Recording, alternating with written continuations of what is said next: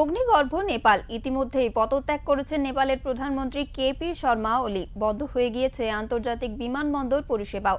সরকারের বিরুদ্ধে আন্দোলন করতে গিয়ে একাধিক মানুষ প্রাণ হারিয়েছেন। নেপালের এই পরিস্থিতিতে চিন্তার ভাঁজ পড়েছে পশ্চিমবঙ্গে থাকা পরিযায়ী নেপালিদের কপালে।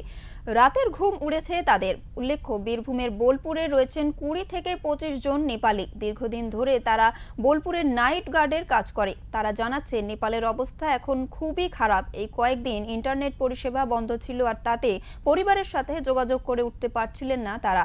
আজ ইন্টারনেট খুলে দেওয়ার পরেই পরিষেবার সাথে সাথে কথা বলতে দেখা গেল এই পরিযায়ী নেপালিদের। তারা আরও জানান, নেপালের সরকার দুর্নীতিতে ভরে গিয়েছিল। এই ধরনের পদক্ষেপ প্রয়োজন ছিল। অন্যদিকে এই আন্দোলনে যারা শহীদ হয়েছেন তাদেরকেও শ্রদ্ধাঞ্জলি জানান তারা।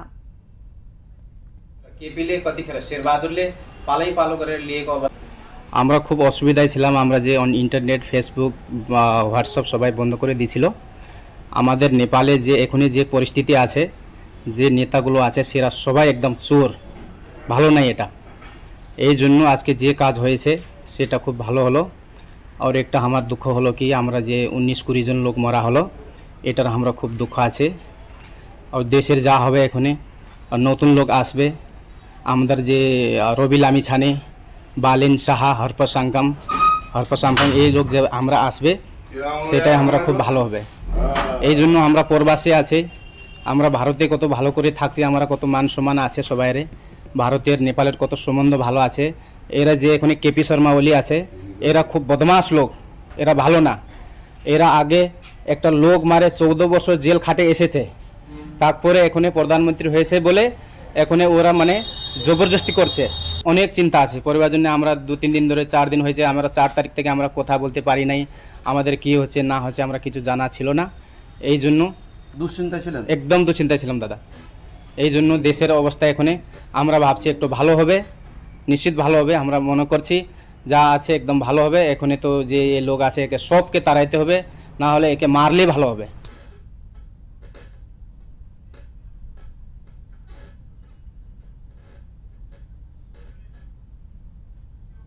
আমাদের সঙ্গে ফোনে রয়েছে আমাদের প্রতিনিধি প্রীতম দাস। সরাসরি চলে যাব প্রীতমের কাছে। প্রীতম, এই যে বোলপুরে নেপালের পরিযায়ী শ্রমিকরা রয়েছে বেশ কিছু জন, তাদের কাছ থেকে কি জানা যাচ্ছে? তারা কি তাদের পরিবারের সঙ্গে যোগাযোগ করতে পেরেছেন? আর সেখানকার কি আপডেট রয়েছে, আর পরিস্থিতি কি সেখানকার, আমাদের সবিস্তারে জানাও।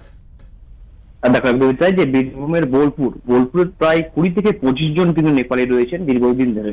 তাদের কাছে বোলপুরের যে নাইট গার্ডে কিন্তু তারা কাজ করতেন। যে নেপালের যে অবস্থা, তারা কিন্তু তাদের পরিবারের লোকজনের সঙ্গে কোন রকম ভাবে কোনো যোগাযোগ করতে পারতো। তারা হতাশায় ছিলেন যে আমরা আমাদের পরিবারের লোকের সাথে কিভাবে যোগাযোগ করব। যে অগ্নিগর্ভ হয়ে পড়েছে নেপাল, চলছে সংসদ থেকে শুরু করে রাস্তাঘাট। তারা কিন্তু একটা দুশ্চিন্তা এবং পরিবারের প্রতি একটা ভয় ছিল যে কার কি হয়েছে। কিন্তু আমরা যখন তাদের কাছে যাই, তারা কিন্তু কালকে থেকে কিন্তু ইন্টারনেট পরিষেবা সাধারণ করেছে। তারা কিন্তু তার পরিবারের সঙ্গে কিন্তু কালকে কথা বলেছেন। তারা একটু হলেও কিন্তু স্বস্তি মিলেছে তাদের। অনেক ধন্যবাদ প্রীতম তোমাকে। আমাদের নজর থাকবে এই খবরের দিকে।